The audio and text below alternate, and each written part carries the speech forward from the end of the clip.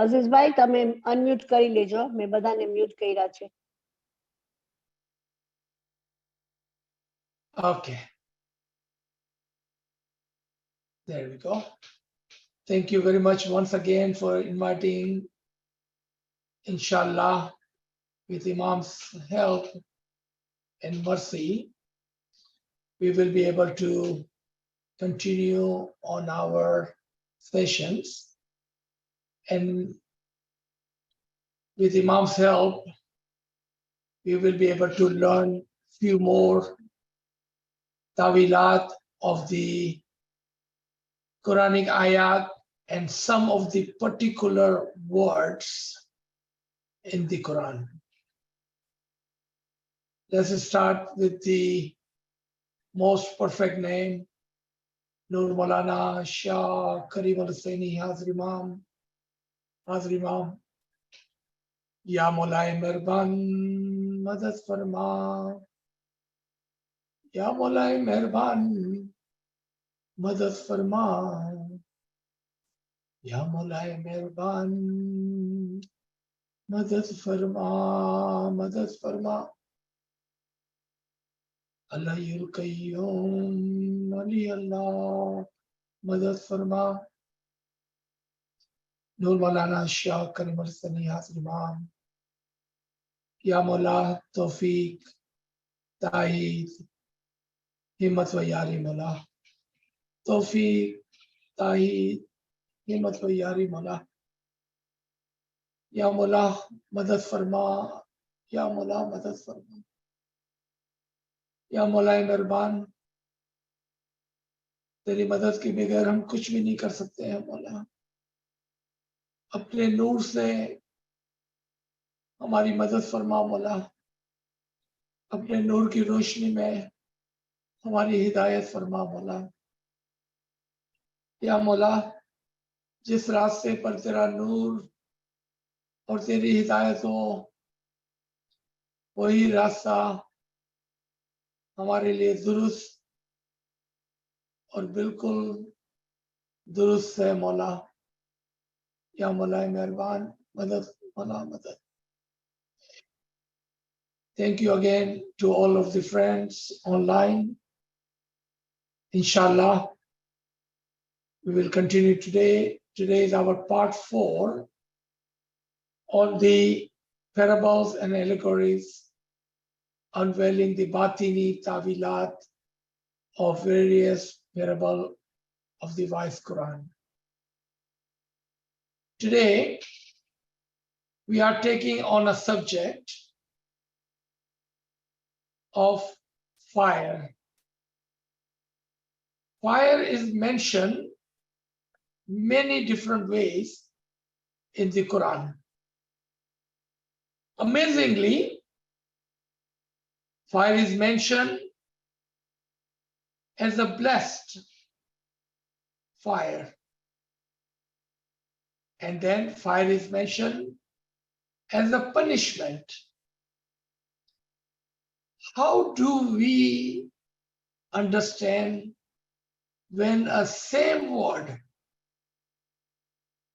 a single phrase is used for blessing and at the same time punishment? I did not know what example I was going to use until I saw the picture behind Sherazbai and Merun, the picture of Imam in their background. Imam is a perfect example. When a mu'min, a believer, a murid sees Imam, he finds himself blessed, happy, in the light of Nur, all enlightenment. But at the same time, when a disbeliever, non-mu'min, those who dislike or disbelieve the Imam, they feel very uncomfortable, they feel jealous, and the fire of jealousy becomes the punishment for them. I believe that this is a great example, but also an easy example for us to understand how a fire can be blessed and how a fire can be punishment. And in this example, we saw that Imam in the one place is the blessing and reason of happiness for the mu'minin, at the same time a punishment and a reason of unhappiness due to jealousy towards the Imam. With this example, let's say, what does this cause? What does cause this fire to become a punishment for someone? And then we will look at how can a fire be a blessing for someone. And we will, inshallah, use more examples for us to understand. It is said in the Hadith, he who dies and does not recognize the Imam of the time dies in the manner of death of ignorance, and ignorant is in the fire. Here you notice it did not say when someone would die ignorant, they will be in fire, but it says they are in the fire today. Now you take this example with the example we used a minute ago.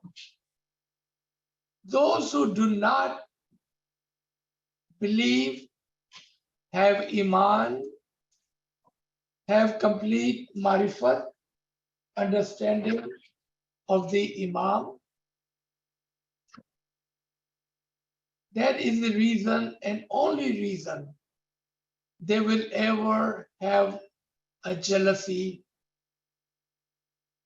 That's the only reason they will have an unhappiness or dislikement whenever they would see the Imam, because they do not understand, they are ignorant of the position, rank, marifat, nur, imamat, and all of the above, what he stands for.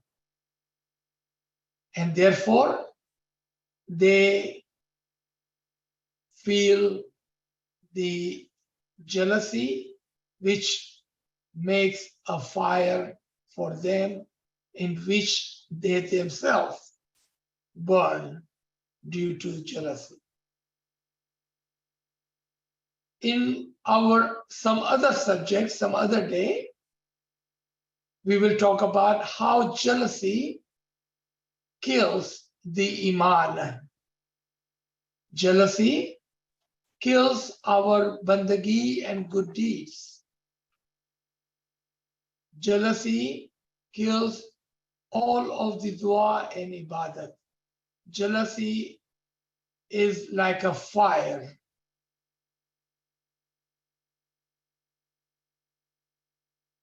In the Quranic reference, Surah 67, ayat number 10, also talked about the blazing fire. And they will say, who we are talking about? Those who disbelieve and who are not with the Imam and do not feel the love for the Imam, but feel the jealousy for the Imam. They will say, had we but listened or used our intellect, we would have not been amongst the inmate of the blazing fire. Now you look at that hadith on top and look at this ayat on the bottom, and all of the proofs and argument given about the fire.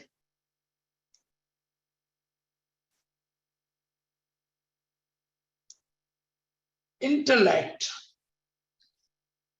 and ilm has much to do with happiness, iman, faith, belief, love, and the recognition of Imam.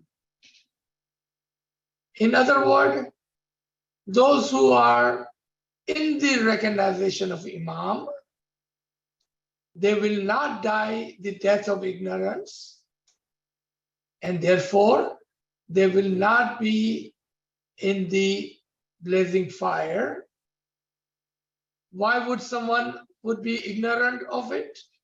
As they have listened to something other than Imam. They left their ears, their eyes, and their hearts open to the ilm and talimat of the others.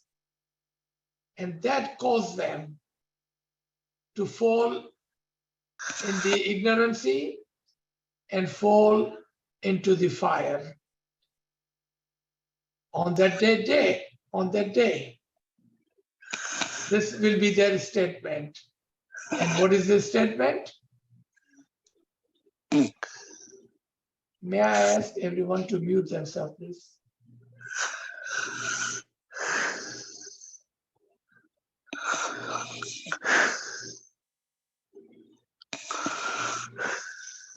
Farida, can you mute everyone? And I will unmute myself.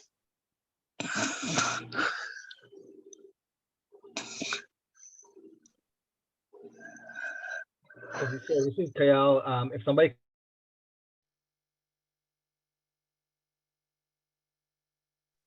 Okay, Thank you. sorry, Aziz Bhai's done. Please don't mute yourself. Keep unmuted. And right, if you make Khyal the co-host, he can monitor that for you if you like. Thank you. Okay. So when why would someone would have dislike or jealousy for the Imam? Because they have listened to something other than the Imam and the ilm and the true ilm. And their statement on that day would be, Kash, Parev, हमने उनकी बातों को ना सुना होता. काश हमने गैरों की बातों को ना सुना होता, तो आज हम इस फायर के अंदर ना होते. Perhaps we would not have listened to them. Then we would not be here today.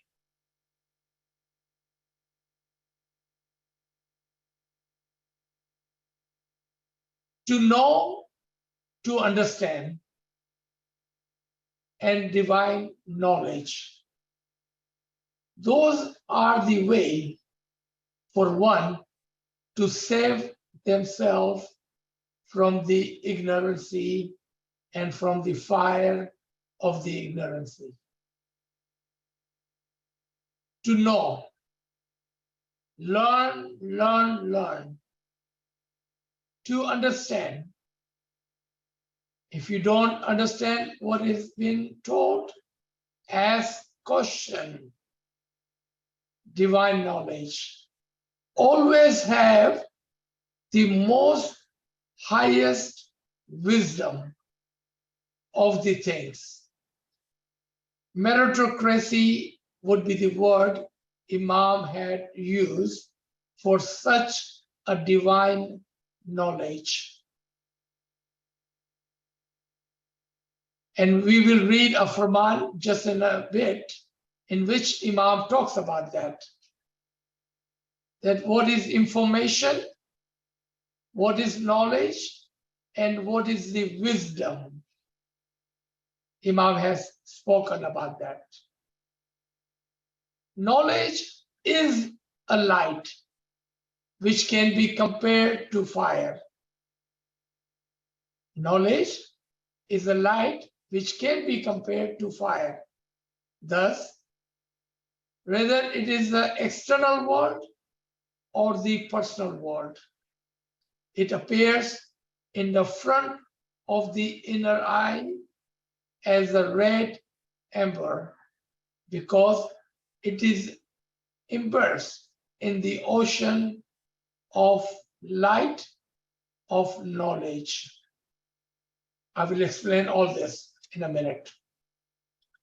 In this case, why should there not be light of knowledge in the exterior and interior of everything? Furthermore, this knowledge is not static.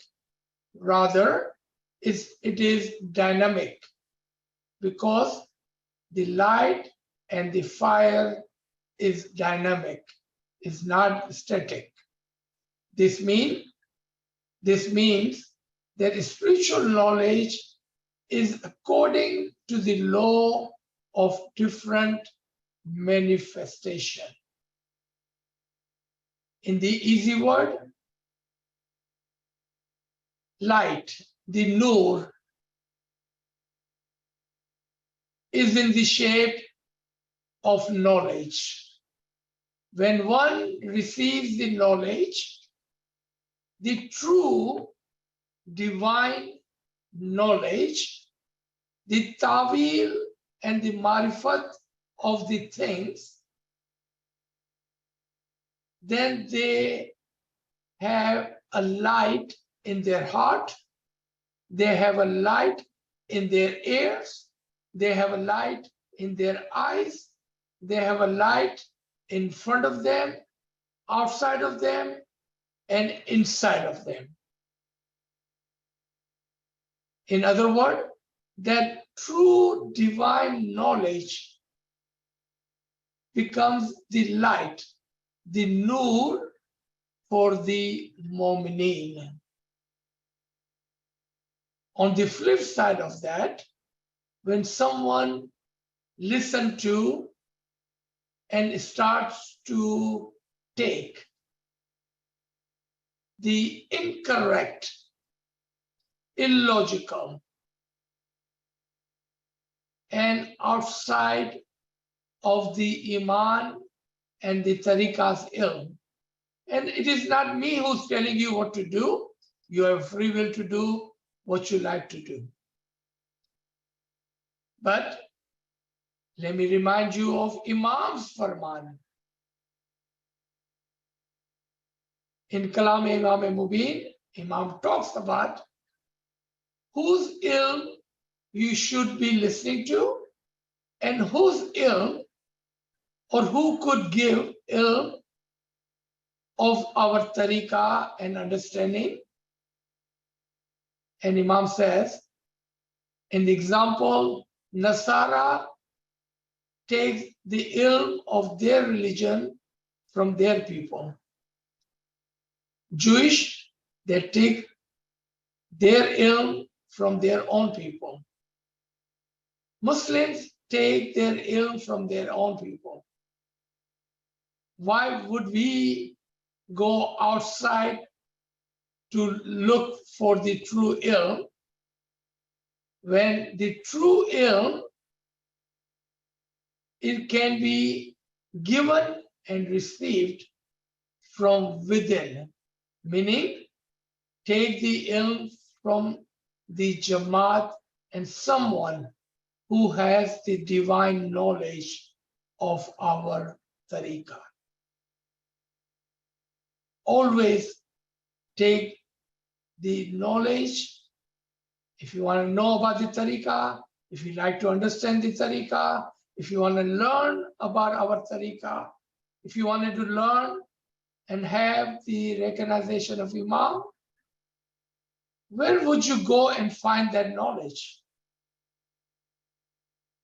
After all this, we find Imam, our Jamaat, and sometimes even the best of our people are looking for ilm, the divine ilm, outside.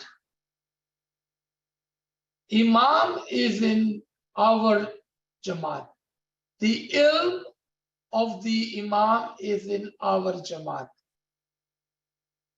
The true marifat and the tawil, the batin, is only and only in our Jamaat due to the Imam and his nur.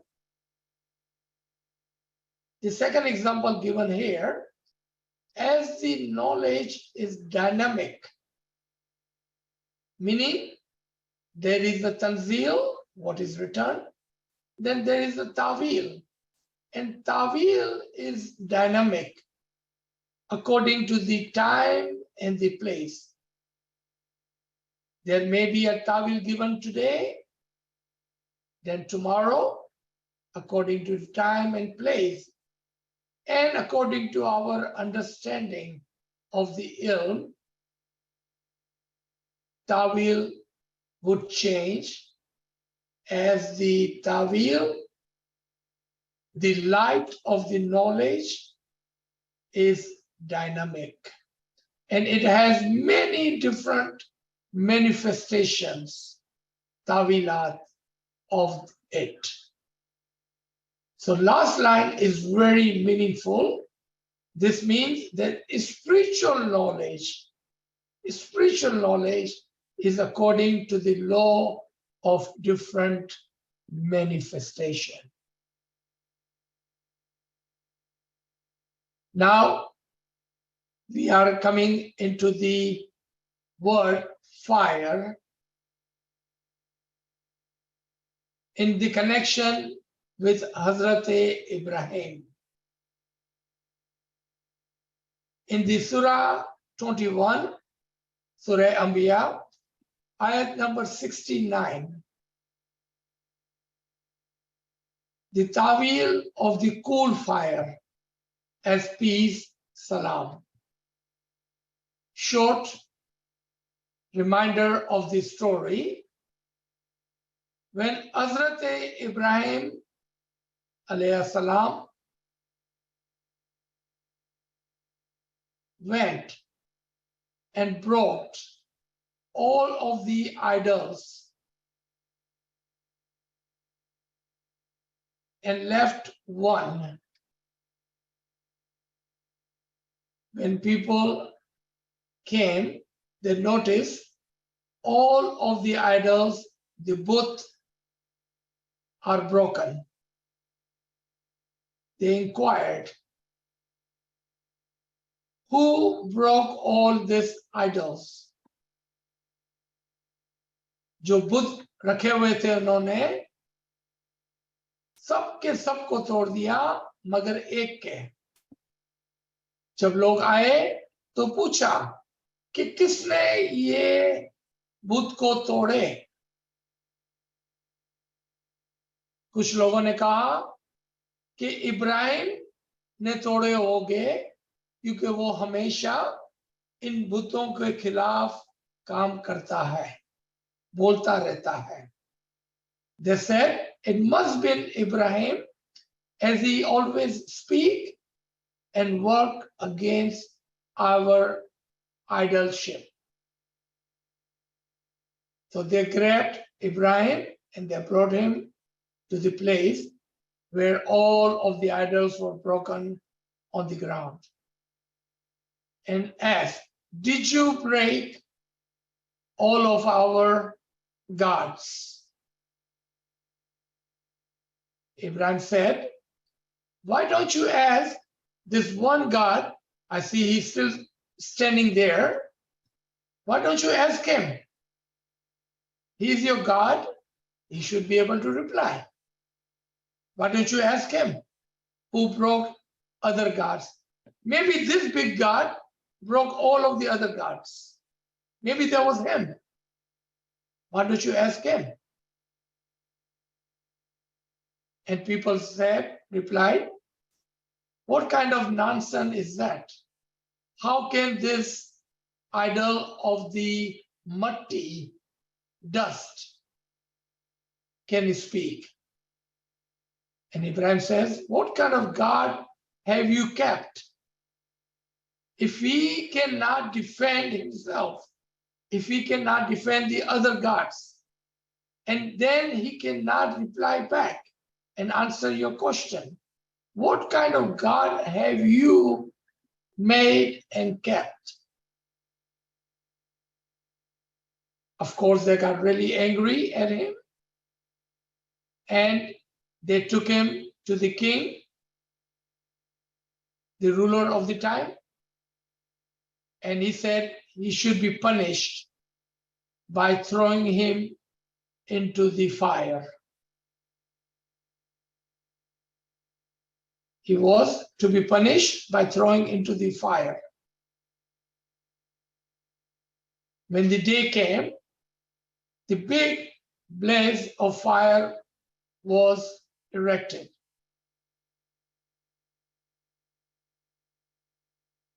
An angel appeared in front of Ibrahim and asked, "Oh Ibrahim, what would you like? What do you like, or what result would you like to see?" And Ibrahim said, "I have no wish. Whatever is accepted by my Allah, I accept that. Whatever he wish, that is my wish. Whatever he wills, that is my will. I have no extraordinary request."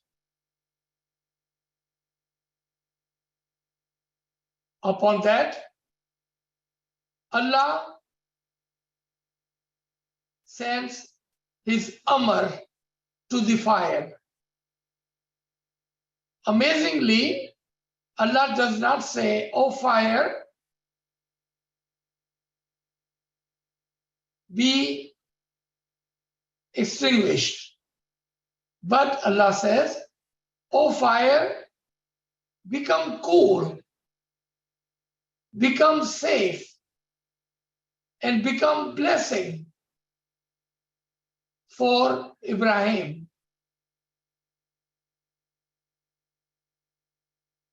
How can a fire be cool?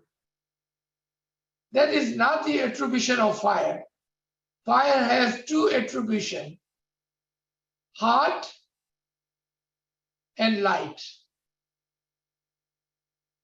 There is no such thing as the cool fire, because that is not the attribution of fire. So instead of saying be extinguished, ये नहीं फरमाते हैं कि ये आग तू बंद हो जा. क्या फरमाया? ये आग तू ठंडी हो जा और मेरे मोमिन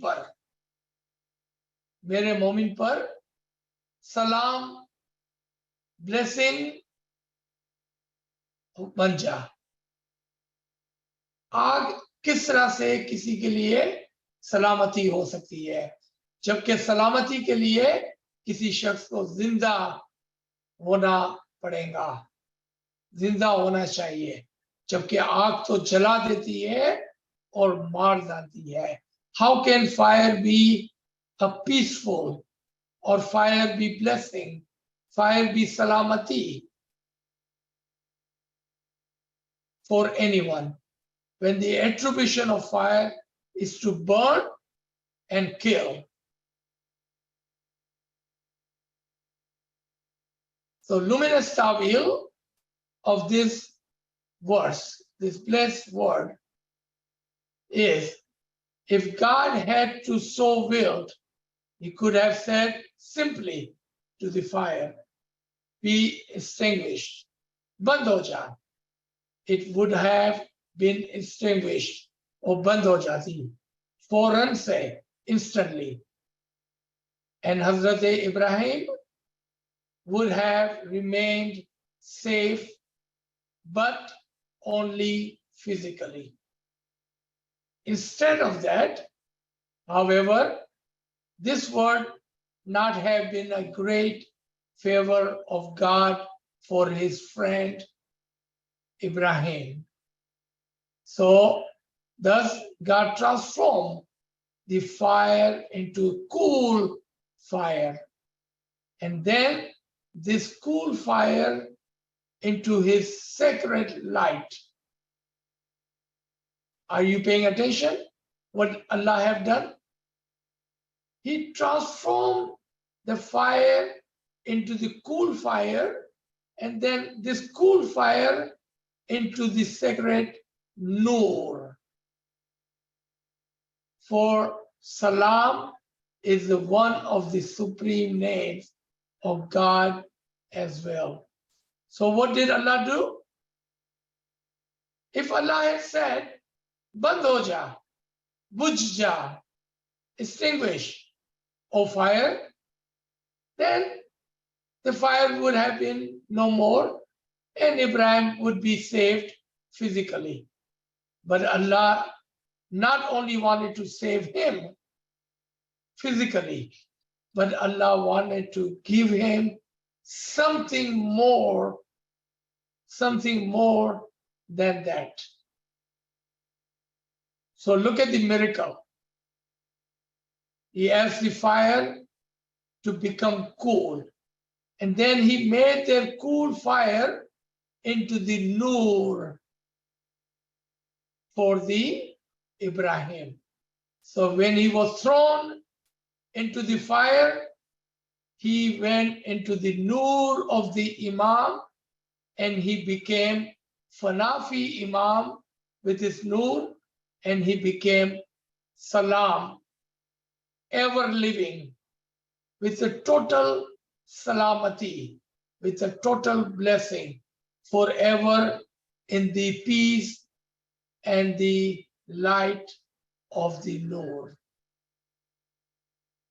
Here, I must tell you what this fire was. Our Hudududdin have taught us, when someone have jealousy for the Mu'mineen, especially great Mu'mineen, especially Bhagat, especially Arifin, especially Imam. When someone have jealousy for them, they are starting a fire, and they burn in that fire the fire of jealousy themselves. But on the other side, in the other hand, the same bowl of fire of jealousy they are throwing toward the Mu'mineen and Arifin.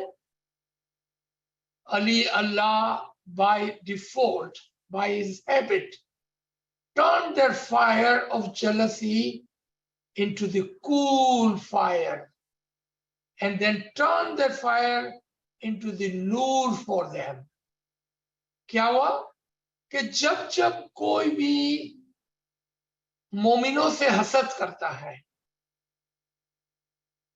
जब जब कोई भी आरिफों से हसद करता है, जब जब कोई भी इमामों से हसद करता है, तो खुदावंद ताला अपनी आदत के मुताबिक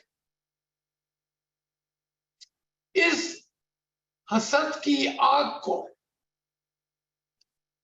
ठंडा कर देता है और फिर उसको नूर में बदलता है। और जब वो उनकी तरफ हसद की आग भेजते हैं तो वो नूर में बदलकर उन मोमिनों को फायदा पहुंचाती है, उन मोमिनों के लिए सलामती बन जाती है। ये बहुत मुश्किल तावील है।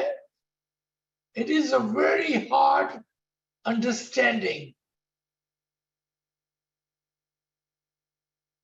It is important for us to never get engaged in jealousy, backbiting, or any sort of fire-blowing habits. Because you never know. The person on the other side may be an abid, may be an arif. And your jealousy that you are throwing is actually burning you and yourself, but for the other person is becoming a cool fire and a nur and salamati for them. I remember a Gujarati farman of Sultan Muhammad Shah. If someone like to translate, welcome. Tamara masi granai akalmand ata. Ji potani burai ane gila karavi ane mota mota darjat mathe pochi gaya. Very hard for man to understand. That there are few, very few amongst you, due to the jealousy of the other, they had received the highest rank of marifat. That farman is what this ayat is speaking of and what the tawil was. So tawil came from this kind of faramin guidance of the Imam.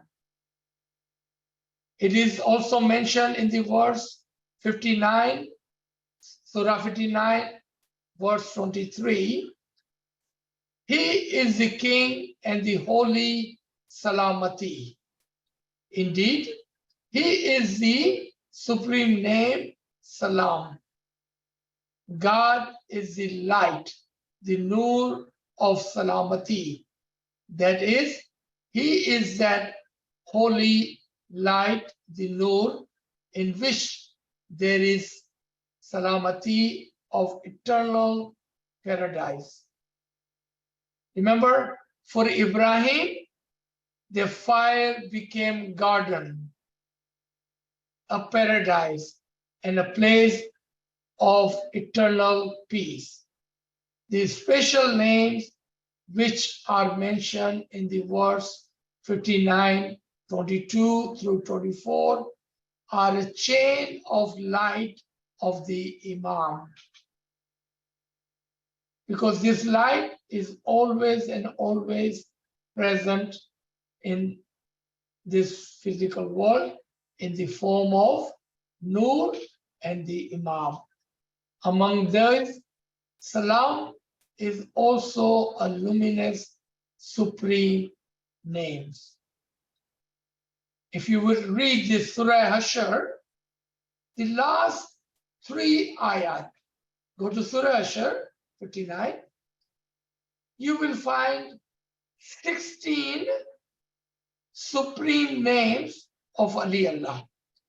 Amongst those supreme names, you will find one supreme name As-salam.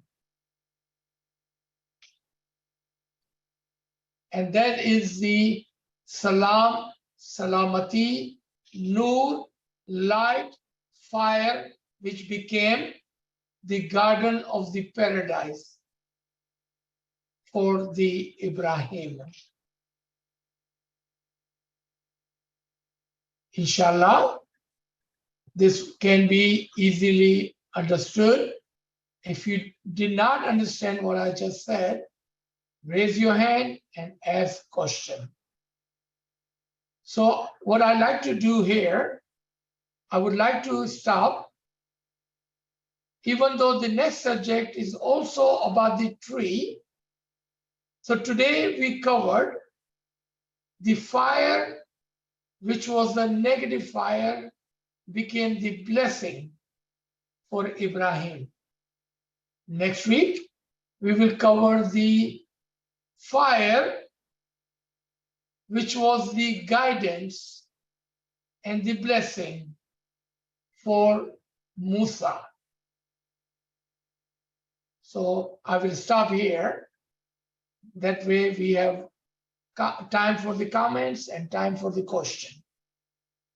G.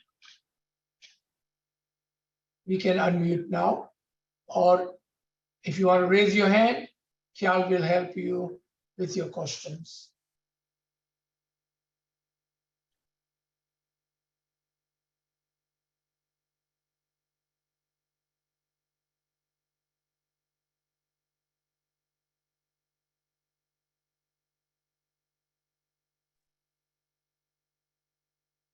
So the chat is open. If anybody has questions, they can type it in the chat or they can raise their hands. Okay, we have one raised hand, which is Shiraz. Yeah, you talked about Tawil as being dynamic in relative to time and place, but you also said something about Tanzil in that same phrase. Right. So we have a Tanzil, which is static, and the Tawil is dynamic. G.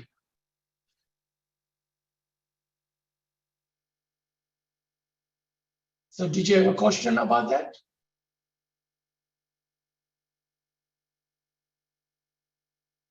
Yeah.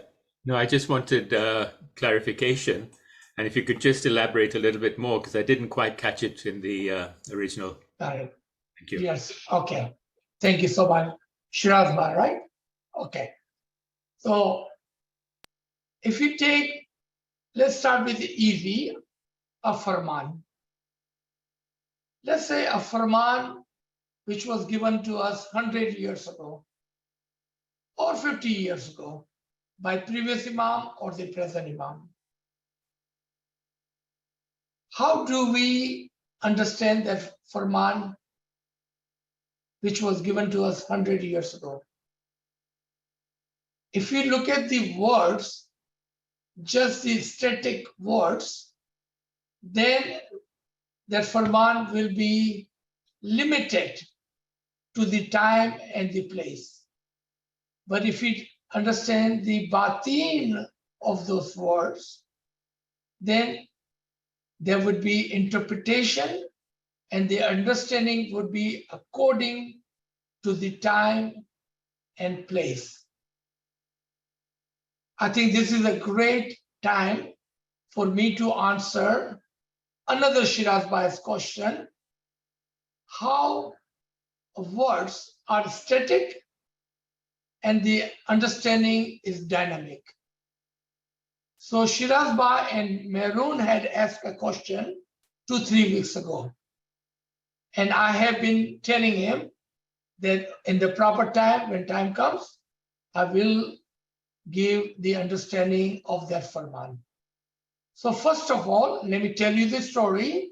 Second, it's not a farman, but a conversation between the imam and the Jamaati leader or the Mukhi Sahib. So first understand that part.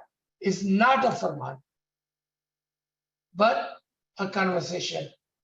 regardless of that, to the Mu'mineen, Imam words are the Farman. So, Shirazba, help me if I'm not correct on my storytelling. So, Shirazba has shared that at one time, someone in the Jamaat was bothering the Jamaat as a whole. So when Imam came, asked Mukhi Sahib, is everything okay in Jamaat? Do you have any issues, any problem, anything you like me to help you with? Mukhi Sahib said, Khudawan, we have one issue. We have a gentleman, a Bhagat, in our Jamaat, and every now and then he would come to the Jamaat and he would say that Imam has given so and so guidance to me in my dream, and I think we should follow it. And then he would be really rigid about that, meaning when he would see someone not following it, he would become angry at them. And Imam said to the Mukhi, what do you mean he's saying I am coming in his dream? I do not come in anyone's dream. Now imagine that, okay? That instruction, that farman, is very static in the time, in the place, and for that one gentleman who was bothering the Jamaat. Today, after 100 years, when Shiraz Bhai was asking me this question, is there any good Ismaili Momin, follower of the Imam, who never have dreamed about the Imam? I seriously doubt it. If you love someone, if you think of someone all day long, why would he not be in your dream? Is there any single Ismaili Momin who loves Imam and can say, I have never had a dream about Imam? That would be impossible, because that would be unnatural. Because when you love someone, when you think about someone, and think about someone all day long, all the time, of course, you will have a dream about him. That is natural. But here, Imam says, I do not come in anyone's dream. How do we debate this? How can we say the 15 million people who had the dream of the Imam one time or the other, or multiple times in their lifetime, and then Imam says, I do not come in someone's dream? That is what I was talking about. That farman was static in the time and the place, and for that one gentleman to shut him up. But there is another ta'wil. Remember, ta'wil is dynamic. Imam is wakulle shay'in. Listen to this. Imam is wakulle shay'in. And everything is encompassed in him. And that includes you. Meaning you are also in the Imam. Now when Imam says, I do not come in anyone's dream, he does not have to come in anyone's dream, because you and Imam are together in him. There is no coming and there is no going, because your soul and Imam's soul are connected. In that case, there is no coming and going. But the farman, the words are very static. But look at the ta'wil, very dynamic. Let me give you second ta'wil of that. Not only that Imam does not come in anyone's dream as such, but because Imam is part of you. You are from the Imam's soul. In the first ta'wil, we say you are in the Imam. In the second ta'wil, Imam is in you. If he is in you, there is no coming and going. Now you can see him. You can see him in your dream. You can see him in the batin. You can see him in your mushaidat, in your thoughts. You close your eyes and you are able to see the Imam because he is in you always. So what do you mean he's coming in your dream? There is no such thing as coming in your dream because he's always in you. See, that is what I mean by static and dynamic. Now, you saw this ayat in front of you. At the beginning, ta'wil of this was that when Ibrahim was thrown into the fire became garden and he was not harmed. But today we did not use the word garden. We said not only fire was cold, but fire was the nur.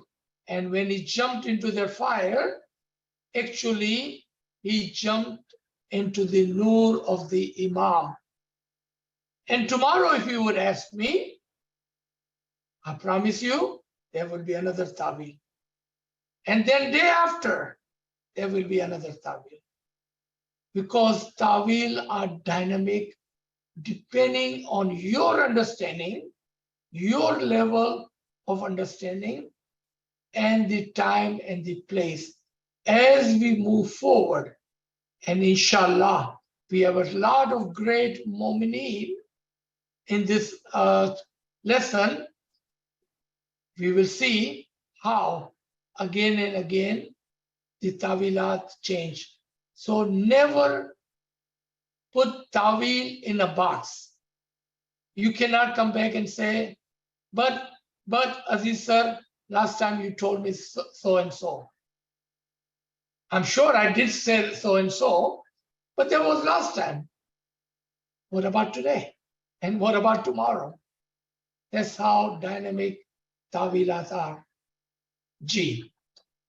Shiraz Bhai, I hope your story, I did not butcher it. And this was your story and that was your question. And another Shiraz Bhai, I hope I answered your question with this example. Yeah, Aziz sir, there's a question in the chat, and it's referring to the verse 2169 where it said, "We said, O fire, be cool," and it extends to other verses in general throughout the Quran. So the question is, why is it said, or why does God refer to himself in the plural, which says we, whereas we know that ahad, meaning the one, is a singular form? Very good. Very good. When you are reading the Quran, you will find Allah referring to himself in multiple different forms. For example, I, me, you, he, us, we, they. He have used all of these terms in the Quran. Why and how? When Imam uses the word we, he is talking about he as the Noor-e Mujarrad, or he as the Noor-e Mujassam. Allah, when he uses the word we, us, is referring to his Noor-e Mujarrad, abstract Noor, at the same time, his Noor-e Mujassam, embodied Noor. abstract nur and embodied nur. When he uses a word like he's referring to Nur-e Mujassam. When he says I, he's referring to Nur-e Mujarrad only.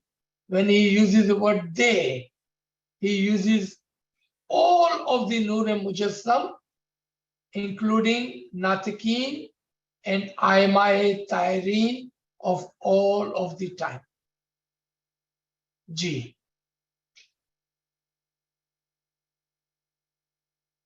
Okay, there's no other questions in the chat yet. If anyone has a question on this subject, they can type in the chat or raise their hand. In the meantime, Aziz, sir, I think you already touched upon it in the session. I just find it to be very interesting that oftentimes, or in this case, that the same one word can be, or the same concept can be understood in two different ways. And I've often thought about that why it is that on the one hand, fire is mentioned as such a, terrible thing. We think of, oh no, the fire, and yet the same word is used to express something very positive, of course, what we call the fire of burning of ishq and fire of love for the Imam. But it's just interesting to see that, and also to maybe use that understanding to go back and understand some of these Quranic verses with that lens to see what aspect of fire is mentioned here. Maybe if you could say something else about this, that how would we know, what aspect of the fire and why it is that the same one word can either be a punishment or it can be a blessing. So number one, this Garib and Achiz a long while back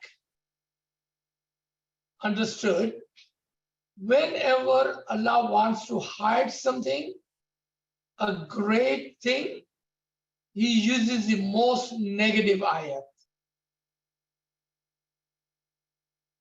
Whenever he wants to hide his great treasure, the great blessings, or the great secrets, he uses the most negative references. Let me give you some. When he was talking about the buzzing sound of the Israfili Nakur, he used the example of mosquito, the smallest example. No one can think there's something as insignificant as mosquito, and this example of the mosquito could be given for something as great as the Nur and Nakur of the time of Qiyamah. He uses the most insignificant example. Second, Allah says, if it was possible for them, why don't they reach to the heaven and listen in? It sounds like no one can reach to the heavens to listen to the Kalima Bari Ta'ala. What is the secret in that? He's saying, it is possible for you. If you want to listen to the Kalima Bari Ta'ala, why don't you reach to the heaven? It's an invitation in a negative form. And again, he uses a negative thing to show something positive. Another example. If you are thrown into the hellfire, then you will be kept there forever. Mafi. When you are thrown into the hellfire, you will be burned. But when you are thrown into the heaven, you will enter there forever. In this one, he's saying after the punishment, there is a way out.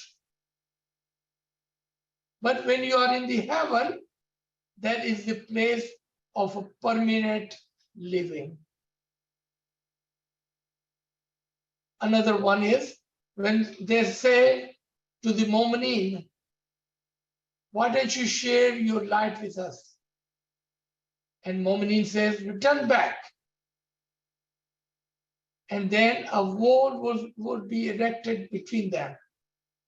Sound like if there is a wall, they were left out. And then no one paid attention to it, that there was a door in between.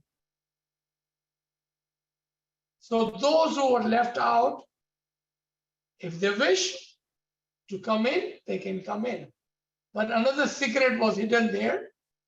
Those who are in the right side of the wall can also fall out. Examples on the example. Sometimes negative example for the positive, sometimes positive example for the negative. So Allah uses those kind of allegories.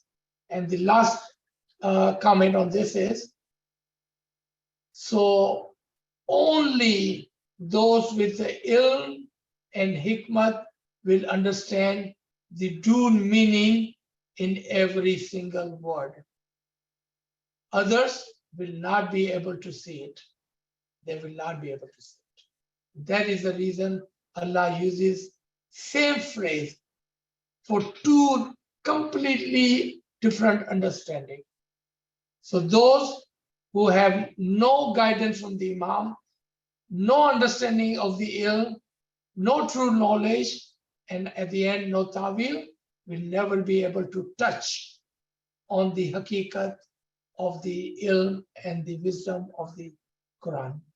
Ji. Okay, see you raised hand by Shiraz. You can go ahead and unmute. Aziz, I just wanted to clarify. Ji. You started by talking about fire as being punishment and with reference to jealousy and envy.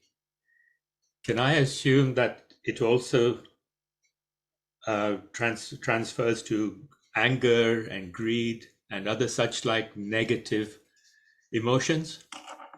Or is it in this specific case just for jealousy and envy?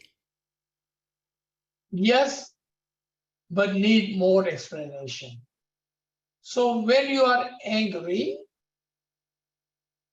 mostly person who's angry harm himself more than others. But when you have a jealousy, you are trying to harm the others by your jealousy. So yes, in the anger, if you are doing something, then you are also throwing the fireball at them, and then the end result will be same. Meaning your anger, your jealousy will punish you more than it would punish the other. Because fire will burn you before their fire will touch the other. If your anger was unjust, because anger can be just too, but jealousy is never just. So that's where the difference comes in. Anger can be just, but jealousy is never just. Let's take the example. You are angry at your children for them not following your order. You told them not to do something and they still did it. So your anger was there for their correction, not there to punish them. You were not angry them so you can punish them. You were angry so you can teach them. Now, jealousy, on the other hand, is complete fire. No benefit. There is no benefit in jealousy because you are jealous of what they have and what you don't have. And in that, there is no positive aspect. One cannot say, well, I'm jealous of this guy because he deserved it. No one can say that. But one can say, I'm angry at that guy because he had done something which he was not supposed to do. Meaning his anger was there for the purpose of correction. Now, if he's angry and is harming the other guy, then that turns into the fire. It's no longer for the purpose of correction. G. Okay, Aziz sir, there's a question in the chat. If, as you say, tawil is dynamic and there are multiple tawils, how would one know which one to choose for our interpretation? Should somebody pick the one that should somebody pick the one that resonates? Okay, should somebody pick the one that resonates with them? Number one, remember, we are not Sahib Tawil. So there is no picking and choosing. Who does the Tawil? Who are Sahib Tawil? In our time, Arifin Zaman, Imam Zaman. So it is Imam who does the Tawil, and then those who are given the Amr to do the Tawil, and they would know which Tawil is proper for today's time and the place. So there is no chance of missing or giving the incorrect Tawilat. Because if we choose and pick, then let me show you this Imam's Farman, where Imam says, there are hundreds and thousands of interpretation amongst the different Muslims, but the correct interpretation sits, and I'm just paraphrasing, with our Jamaat, and the interpretation and the meaning is for our Jamaat only. And it is the Imam of the time who does the Tawil. I believe this answered your question and then some. G. Okay, Aziz, so before I go to the raised hand, let's see if we can flesh this out a little bit more, because I think this is a very interesting question. So and when I read the person's question, I'm assuming they're referring to the idea that we should, when we read the Quran, as we've seen in the sessions, that certain words must represent a concept, or that we should have a certain understanding of our interpretations that might be different from, let's say, another tariqah.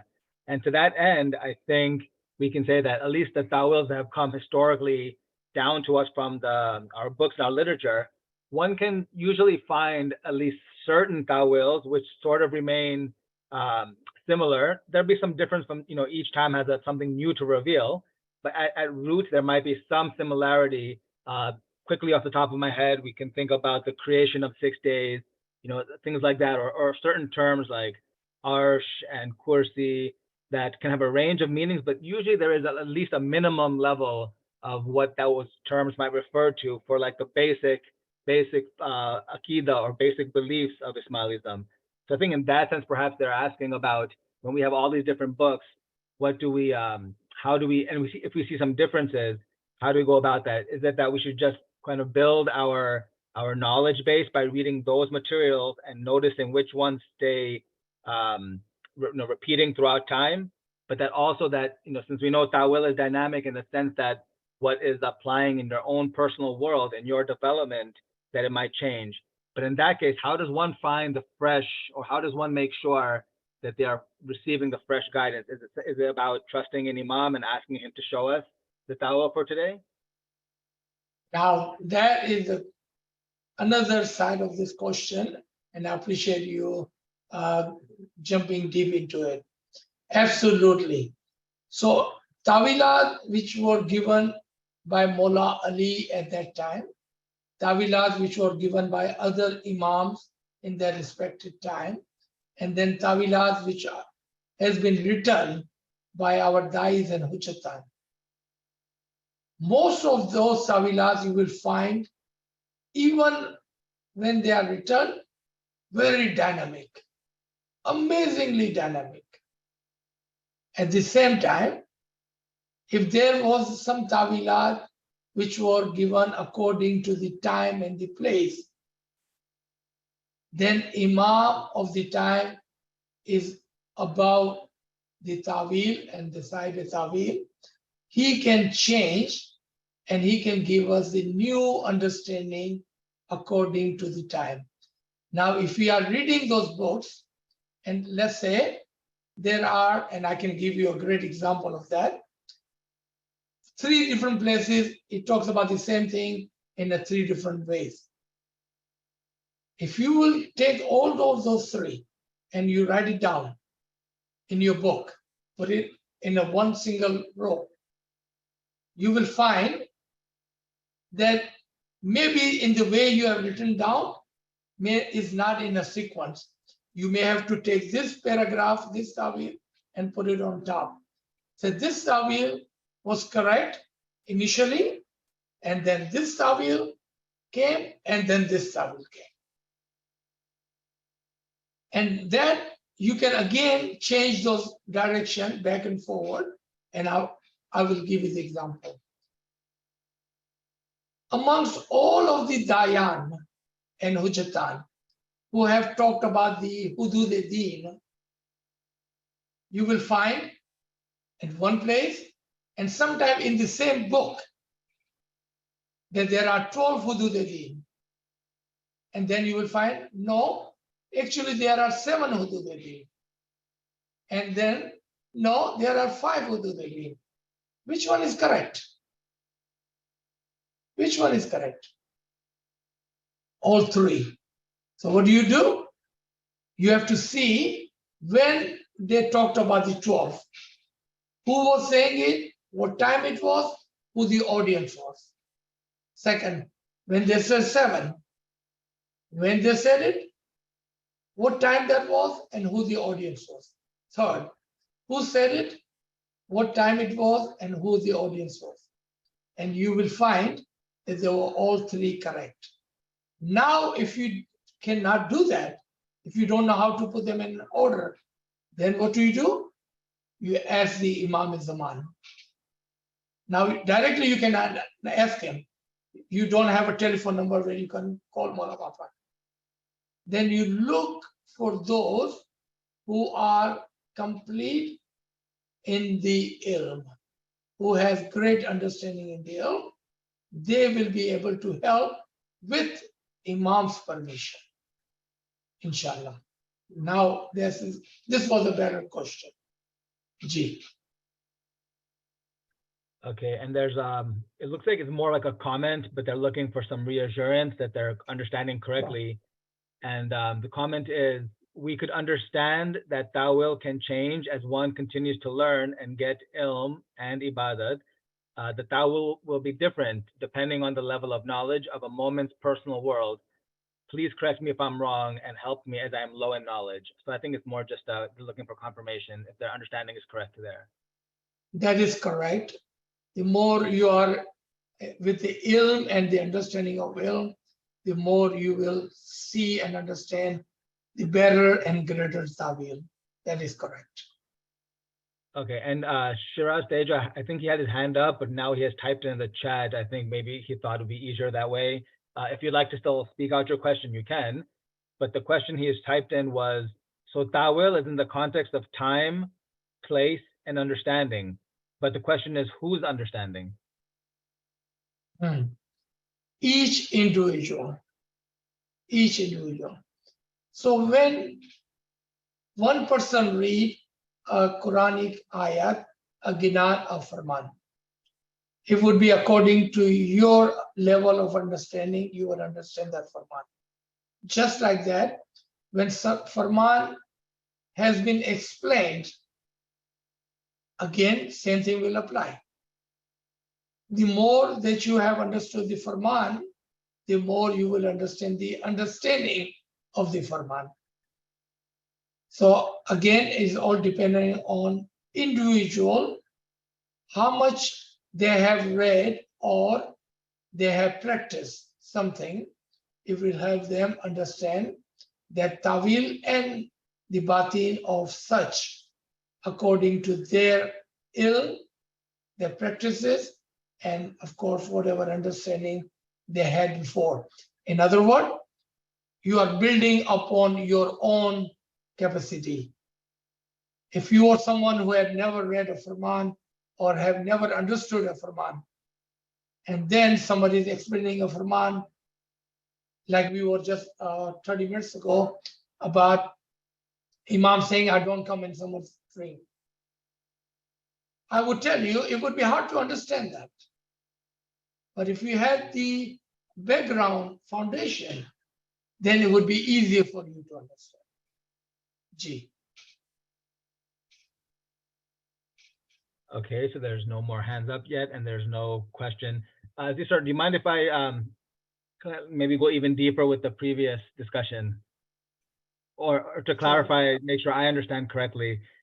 So when this question about which tawil would apply, so when I brought up the idea that, you know, we have literature that's been passed on to us, and I agree that, you know, each place, even if there's a certain level of similarity, usually each dai or each hujjat actually would reveal one extra detail. Maybe we might be missing it in the literature, but when you read it over and over, you find, oh, I missed this one detail, which maybe takes the tawil to another. It kind of builds upon the previous one and then brings it a new idea, because some new question must have been revealed at that time.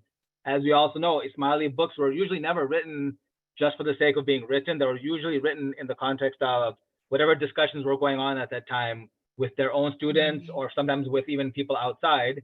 And those a book or something was written in response to a particular question. But at the same time, so we do have a certain, I would say, like a stock of repeated themes that come up with similar verses that have like a continuation. And then of course they might apply in different levels. But like the example I brought up about the 6 days of creation, and there's other examples too. So would you say then that, you know, maybe for the initial levels, when one is, as an Ismaili, is reading the Quran, let's say, and wants to understand the Quran, but not just to read it by themselves, by just picking up and starting to read from end to end, then those previous books that have certain tawils, if we can have a like a minimum level of knowledge that we know that certain verses are bringing us in line with our interpretation, and that is good for the tawil at that level. But that usually when one goes further and deeper into the subjects, that at that point one goes beyond the books that were written in the past, because that was a different time and place. And in this time, you know, we're looking for something which is speaking more directly towards us, or perhaps, you know, as we grow in our spiritual understanding, then that is where it becomes important to seek out fresh knowledge for today. And then in that case, we would understand that if we ask the Imam, then why would he not, you know, provide it for us? You know, it might take time, it might take some study. In fact, Imam says it takes many years of study, and I don't think he just means reading books, but I think it means even sometimes it might take time to, you know, perfect the question in our own mind. But is that the correct understanding, that we can agree that there will be some materials of tawil that's sort of like the standard? If somebody was doing a presentation on Ismaili tawil of the past, we would see repeated themes, but that it goes much more beyond that. And for that aspect, we have to trust in our search for knowledge, in our trust in our Imam, and also our practice of ibadat, which will hopefully open the doors. That is correct, because without the basic knowledge of the understanding or tawil of the Quran, it would be really hard to read Quran. That is correct understanding. G. Okay, does anybody have any more questions? They can type them in. Let me expand on that last thought too. So now someone might also ask, I have a feeling that there might be some questions in people's minds, especially after these series that we're learning, is what is the real need, or what is the benefit, or really exactly why does one need to know the tawil? Is it simply that we know what this verse means and somebody else doesn't know what this verse means, or that we can feel comfortable that, okay, in such and such verse, this actually refers to the Imam, or refers to Natik, or refers to our own, you know, our own heart as the place where, you know, signs are shown? Is it just simply to have like an information basis? Or, and I think this is what I've come to understand over the years of studying this, is that, and sometimes it's overlooked, I think, in some of the scholarly works, is that the tawil, not to say it's not important to know which verse or what the tawil of that particular verse is, but that it's meant to orient the reader or the seeker's attention and mind into the higher level way of thinking, so that there's some sort of transformation, that they're dealing with verses that might seem simple, for example, about mountain or a honeybee, which we might think has nothing to do with us. yeah, we can learn the ta'wil and who it refers to and who the honeybee actually is. But the whole, the impetus behind that is to make a transformation in our own way of thinking or feeling or understanding ourselves. Is that the real, why do we need the ta'wil? That will be the question. Right. So actually, that's a great question. We, as a human and especially as an intellectual, we always want to know what is the background of things and what is the meaning of this or that. And especially when we're reading Farman, just reading Farman like a newspaper does not do any good. Then what do we need? We need the understanding of that. Same goes for dua. Reading or offering a dua does not mean anything unless we understand. Just like that, when we know the batin of the things, it helps us understand what we are doing or what is all is about. Meaning, what is the purpose of our coming to this world? What is the purpose of having tariqah and having an imam? Because without that, there would be no difference between a human and animal, because animal does not care who is what and what is coming from where. In other place, in the human, they always want to know what is the meaning of things. And Tawil helps them not only the meaning of things, but then they will say, is there any other meaning behind that? And then there is any other thing in the back of that. And it opens their heart and the mind. And at the end, the one question that every human has, why have I come over here? Without the Tawil, one will not be able to answer that. To find that answer, one must pay attention to the Tawil, not the Zahir. G.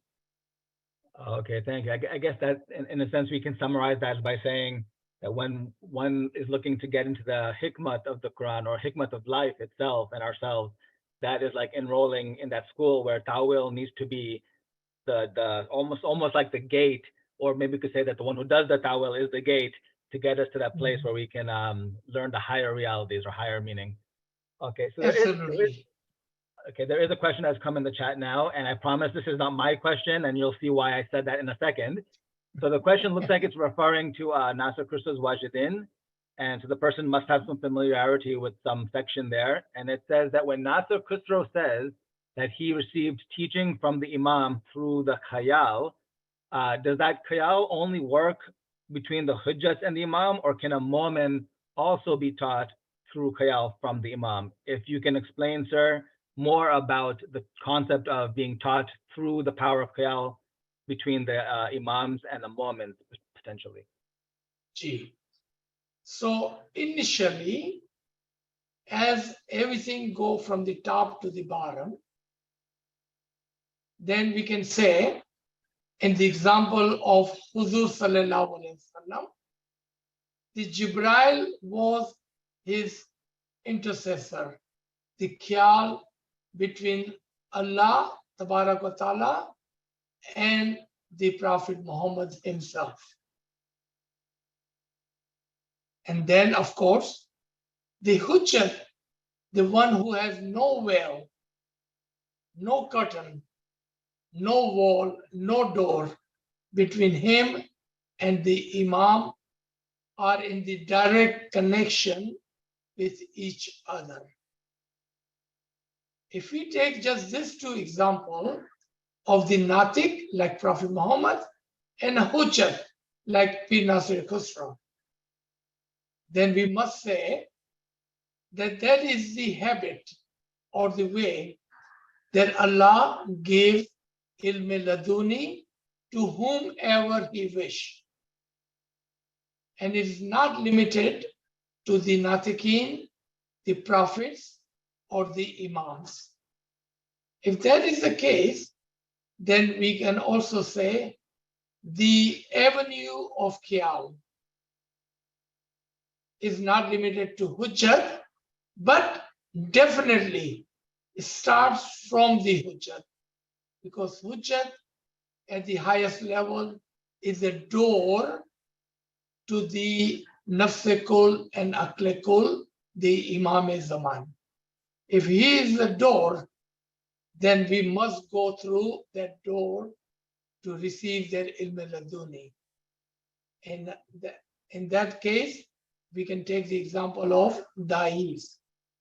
At the time of Hudud-e-Din, when we had the former hierarchy of Hudud-e-Din,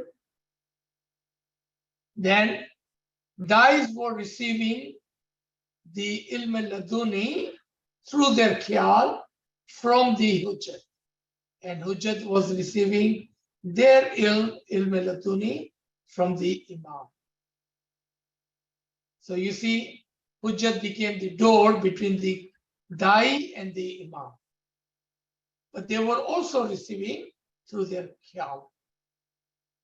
Now, because your question included us, Garib too, think of Baitul Khyal. What is Baitul Khyal? The Khyal of the Batin? Khyal of the highest. Isn't that a clear indication that Baitul Khyal, or the avenue or the faculty of Khyal, not only is taught but encouraged in our Jamaat through Baitul Khyal subject? That if you are enrolled in the Baitul Khyal, then the invitation is to open the faculty of your Khyal, use the avenue of the Khyal to reach to the ilm-e-laduni of the Imam through Da'is and Hujjatan. Again, it all depends on where you are. If you are at the bottom somewhere, let's say at the place of Mustajib, then your avenue of Khyal will go through Mazun, Da'i, Hujjat, Bab, and Imam. It's all depending on where you are. But yes, definitely, the Khyal plays a great role in receiving ilm-e-laduni. Ji. Okay, thank you. There is a question referring back to what you mentioned, that different literature or different dais or hujjats would speak about the different numbering of the Hudud-e-Din. Sometimes they refer to the 12 or the 7. So they're asking if you can explain why there were 3 different sets of numbers or 3 different examples, or how many examples there were of the Hudud-e-Din. Then we might get some idea or understanding of different levels of ta'wil. So, at the time when we had formal ranks, hierarchy of Hudud-e-Din, if an Hujjat was teaching a Da'i, he would use different terms and terminologies. But if he was teaching the common Jamaat, then he would use a different table to teach.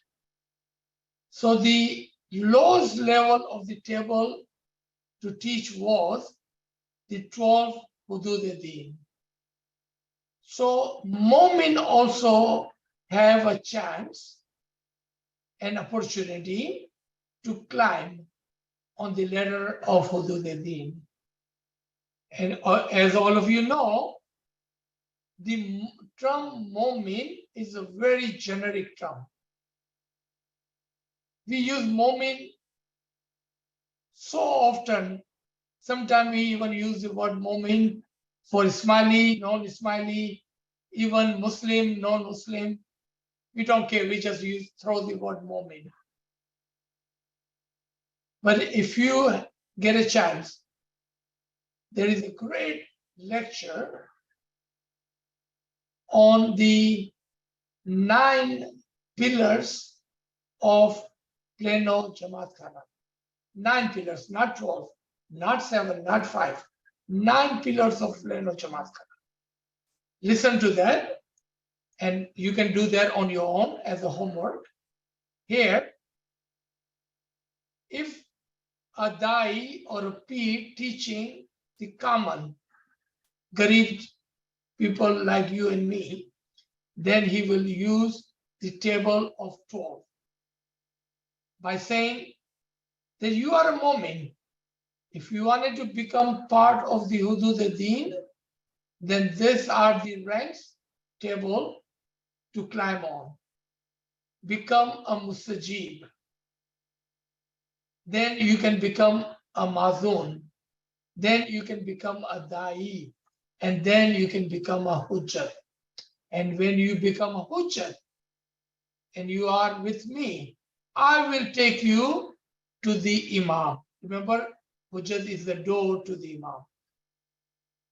Then he will take you to the Imam, and to the Asaz, and to the Nati, and to the Nafsekul, and to the Aklib. Because he was teaching someone who was not part of Hudud al-Din. If he had started from somewhere in the middle, then there would be no opportunity or chance or hope for Garib like us. Now, on the second stage, they will start from Da'i and forward, only 7. That shows that that was a teacher training or ALWAAZ training session. In the old days, they were preparing the missionaries to go and give dawat. In that case, they will start from the Da'i. Because Da'i and Ujitan would have this kind of session to prepare the missionaries for the dawat. As the missionaries themselves are considered to be the Mazun, either on level 2 or 3, they already know what Mustajib is and what is the function of Mustajib, what is the function of Mazun, and what is the function of Mazun and Mutallaq. So they would be taught from Da'i, Il, and forward. Da'i, Hujjat, Hujjat-e-Azam, Imam, Asaz, Nafsekul, Aklekul. So now there are only 7. But if this ilm was coming from the Imam directly to the Hujjat, or coming from the Natik, a prophet, down to the Hujjat, he will use entirely different term, and there will be only 5. And the first one would be Imam, because Hujjat already would know all of the lower ranks and the function of them. He does not need to learn that. He does not need to know it. He already knows it. It's part of him. So the ilm will start from where? From Imam. Then they will count the 5. Hudud al-Din, Imam, Asaz, Natik, Nafsekul, and Aklekul. 5. And this is just a short lesson. There are sessions where we teach this in detail, much more detail. Inshallah, if there is ever opportunity comes, we will talk about that. G. Okay, I don't see any more questions. Is it time to end, or do we have some time? Yes. Perhaps? Yeah. Time to end, right? I think we can Thank you. stop here. Yeah, I don't see any questions anyway. So yes, thank you for that, and then I'll give it back to the host to close out the session. Thank you so much. Okay, thank you very much, Shirazba. Azizba, thank you so much, and thank you, Kayal. Mola accept your seva. हमारी सेवा बद्दी आमीन। कबूल करे.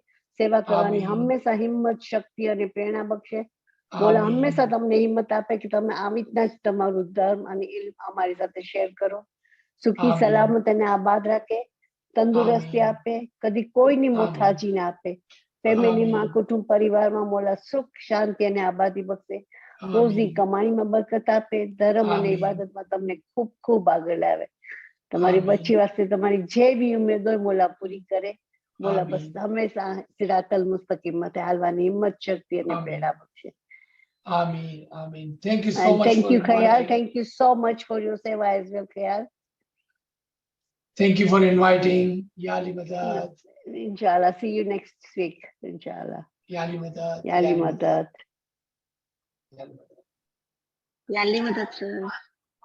Yali Madad. Yeah. Yali Madad. Yali Madad. Mola Yali Ali Madad. Madad. Yali Madad. Yali Madad. Thank you, Farida Bhai. Yali Madad. Thank you, Aziza. Thank you so much. Yali Madad. Thank you so much.